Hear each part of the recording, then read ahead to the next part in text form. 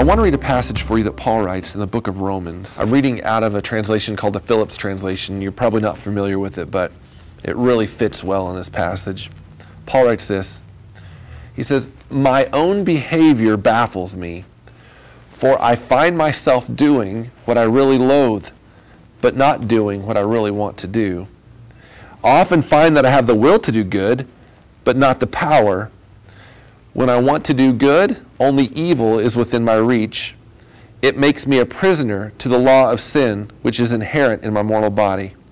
For," he says, "left to myself, I serve the law of God with my mind, but in my unspiritual nature, I serve the law of sin.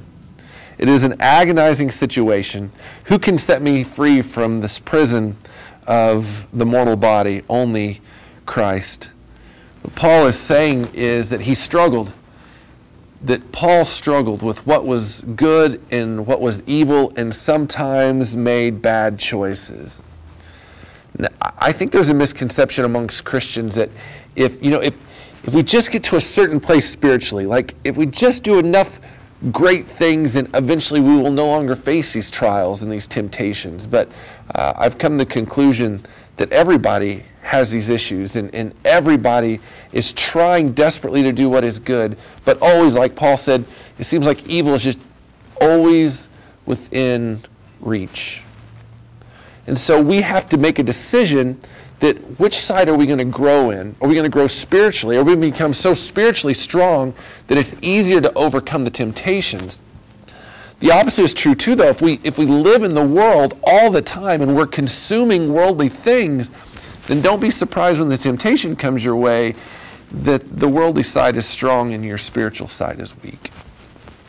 I've been challenging, it started with me, that I've been spending time on my knees every day. I mean, physically, I get down on my knees and I put my Bible in front of me and I seek God and I'm praying out loud.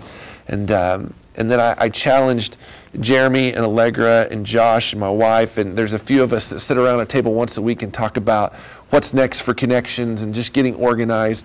And I challenged them to get on board. And then I challenged our leadership team, all the people who lead different parts of Connections, the people who lead our children's ministry and lead our online campus and all that stuff. I challenged them. And then Sunday I challenged the church. And I'm reminding and challenging you to invest 10 minutes a day on your knees, seeking God and growing the spiritual side of your life. And then when these temptations come, because Paul says we all get them, when these temptations come, it's so easy because the spiritual side is so strong and the worldly side is dying off and is so weak. Spend time on your knees this week seeking God. As you know, coming up this Sunday is Old School Sunday. We're all wearing ties and dresses, and it's going to be great. And we're having a potluck after. So bring some food that you can share with the masses, and we will have a good time having Old School Sunday. And then in a few weeks down the road, we're doing something called Servant Sunday. And we'll tell you more about it this coming Sunday. But basically, after church, we'll feed you dinner, and then we're going to break out into groups, and you can learn how to do whatever it is that you want to do at Connections. If you want to help with sound, we'll have somebody to teach you sound. If you want to help with our online campus, they'll be available. If you want to work with kids, we're doing training with kids. It's a great chance to not only meet some new people, but learn some new skill sets and get ready to serve God here at CX.